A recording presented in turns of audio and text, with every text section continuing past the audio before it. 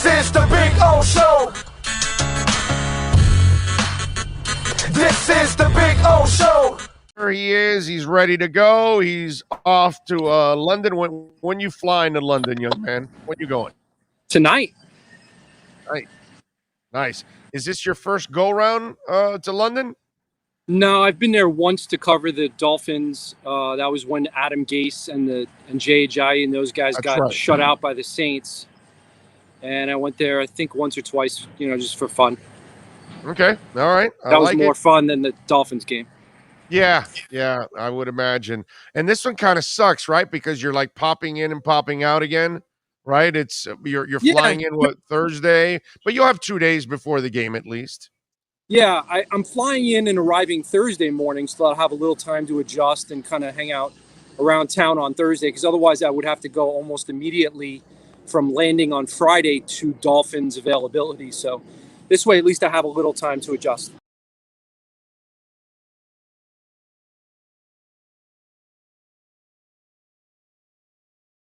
I never hear anybody say, I got to go have a meal here in London. Yeah. Is there a place for you like that? Because it's not every time I hear somebody go, it's not like that when they're going to Paris or they're going to Italy or they're going to certain places, Spain or something, or Mexico, they'll brag about the food or something like that. Is there something like this since you've been to London a couple times? No. It's funny because when I covered college football, you would go to like Waco, Texas, and they'd be like, there is this steak place. Right. You'd go to Morgantown, West Virginia, there is this steak place. And, London, it's like, you can get fish and chips and a brew, I guess. Right. Exactly. Yeah. You travel. Yeah. And you're so lucky on that college beat for so many years because all the barbecue and all that other stuff that's there. It's pretty awesome, man. So good for you that you at least get this experience to go to London. All right.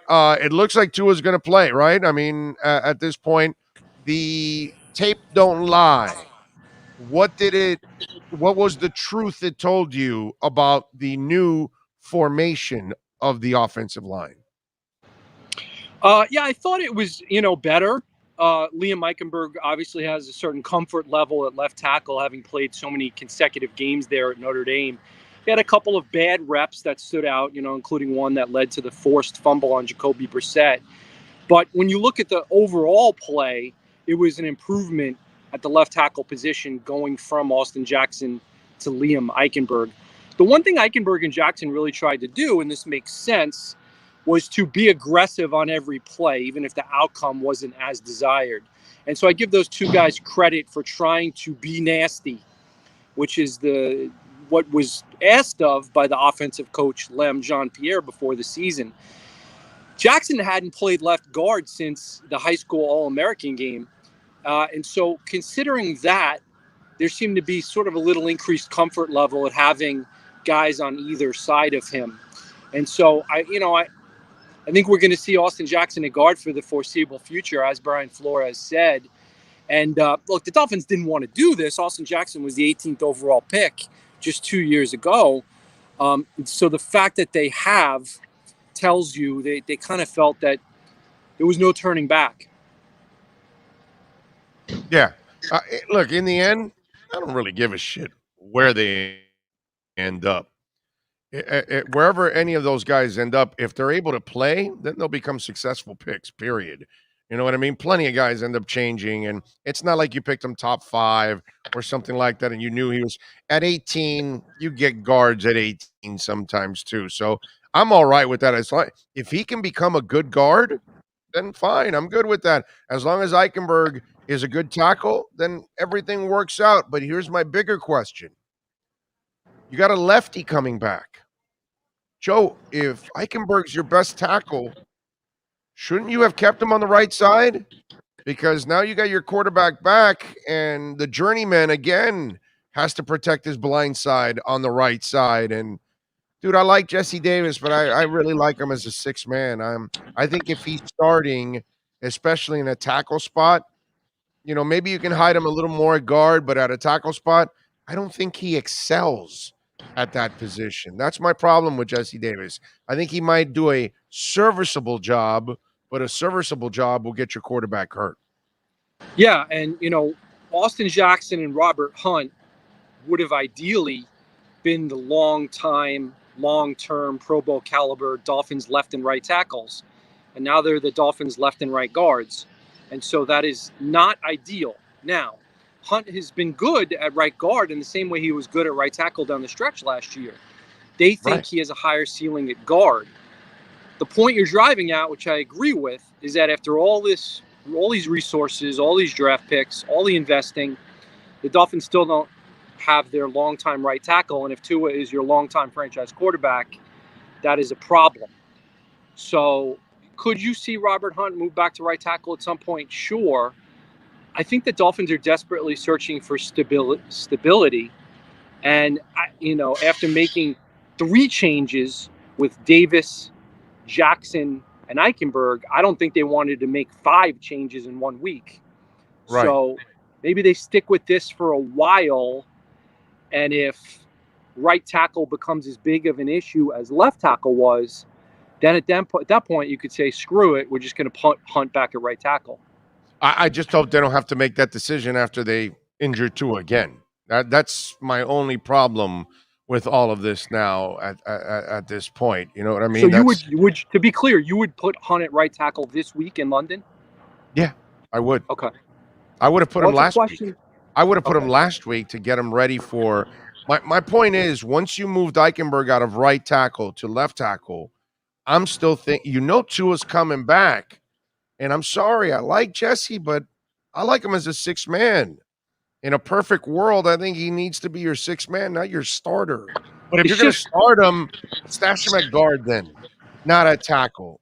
I don't think he has the athleticism to play the tackle position on a consistent basis. Now Robert Hunt does.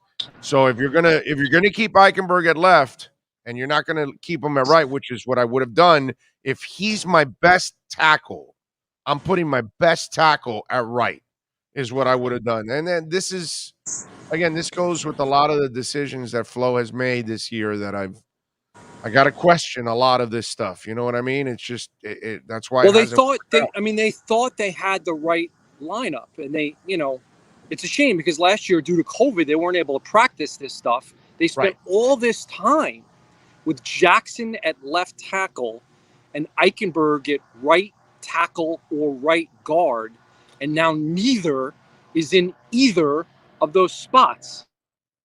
It is so less than ideal. That they're willing to do it shows you they had reached a crisis point. Yeah, I'm with you there. Injury wise, who are you expecting back? Who are you expecting out? Well, we're going to hear from Brian Flores in a short period of time, and I'm going to guess that Devontae Parker will be back on a limited basis. If he is not practicing at all today, that would obviously be a very bad sign for Parker. Then maybe be looking at a longer term thing. But who's the other guy that got hurt during the game? Shaheen. Adam Shaheen, the tight end. Yes. And didn't Landon Roberts also get banged up too? I thought Landon Roberts did not sound very encouraged about Shaheen. Who was the other guy? I thought Landon Roberts got banged up too. He's been playing as though he's banged up. Landon is a good downhill runner, good downhill against the run, and maybe that'll be helpful against James Robinson and the Jaguars. But we need to point out, maybe it's something to ask Flo about today, the linebacker play has not been good enough. And I'll specifically highlight Landon Roberts and Jerome Baker, who we like very much as a person and as a player, but it has not been a good start for Jerome Baker's season, either in run defense or coverage.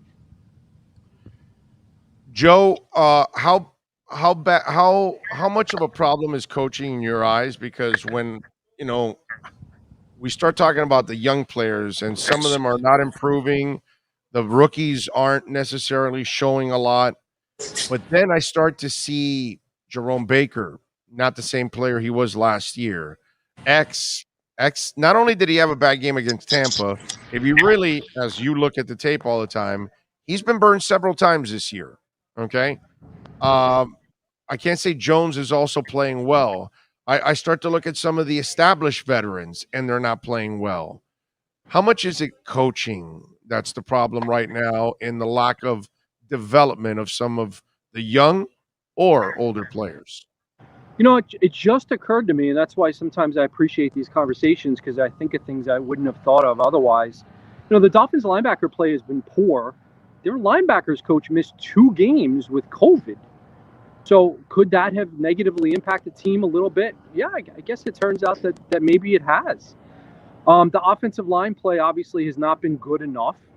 Do we think that the offensive line coach has to take some responsibility for that? Yeah, of course.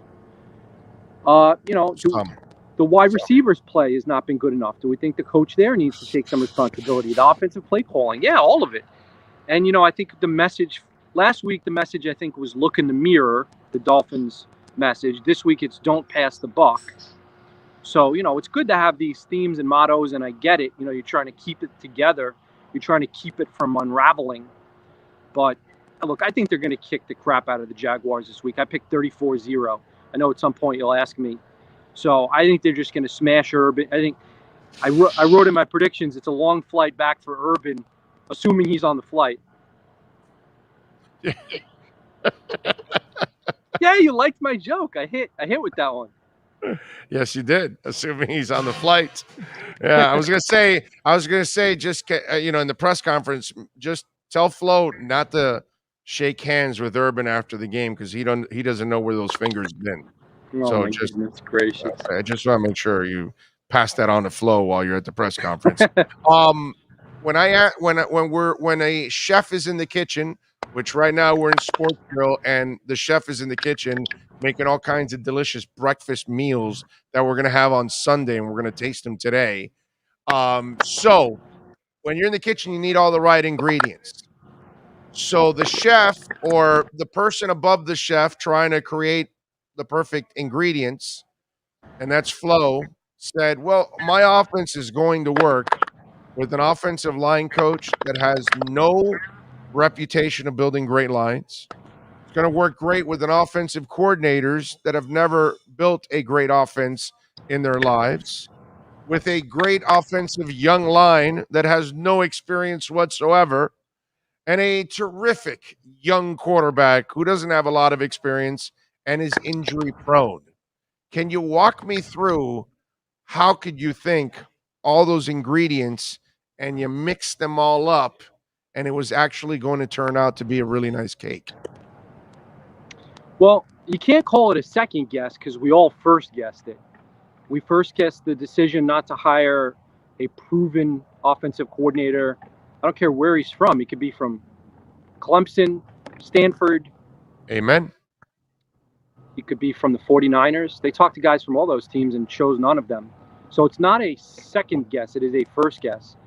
But now that they're in this spot, they need to make it work. I mean, give credit to Flores for at least making a change. Now, he didn't tell us about it. He told Tony Romo.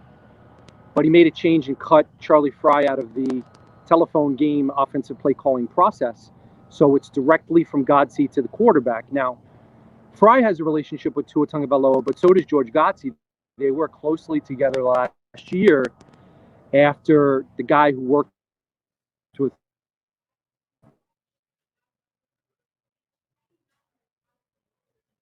Wait a minute. It froze. Do you remember that? All right. Godsey and Tua worked last year, and then you broke up after that. Well, you remember that Robbie Brown got Wally pipped last year. And so Tua and Godsey have a good relationship. So this should be totally fine. Godsey communicating directly to Tua. Some people have said that he has lost the locker room, and that is Flo. I don't believe that. I don't. Not yet, at least. Does he lose the locker room if they lose this game? Well, it wouldn't help matters, certainly. We're not in the locker room, so I can't talk to guys privately and try to get a sense for what's going on or make some locker room observations. I can tell you that my post-game observation about Jerome Baker is that he is a guy who has always been positive, enthusiastic, glass half full. He was glass half empty after this last game, and that is startling to me. He's one of the glue guys. He's one of the core guys, and he knows he hasn't played great. But he was asked recently, have opposing offenses figured out the defense, and he did not say no. So at some point, if the defense continues to struggle, there will be questions about whether more adjustments should be made to the scheme. Yeah, I don't even know if they're using him right. All right, so your prediction, 35-0 Dolphins on Sunday. 34-0. 34-0. I love it, man. I love it. All right. Well, we'll be having chicken and waffles here at Sports Grill in Miami Lakes on Sunday, just so you'll know. So while you have shitty food in London, we're going to have fantastic food here at Sports Grill in your honor, sir. I just want you to know that. Enjoy it, bud. All right, baby. You be good. Be safe. Take care. There you go. Thanks. The great Joe Schad, baby, and our American Dream Lending Miami Dolphins report.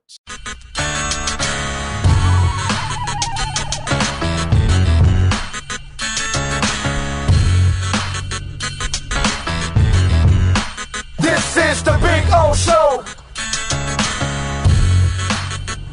This is the Big O Show.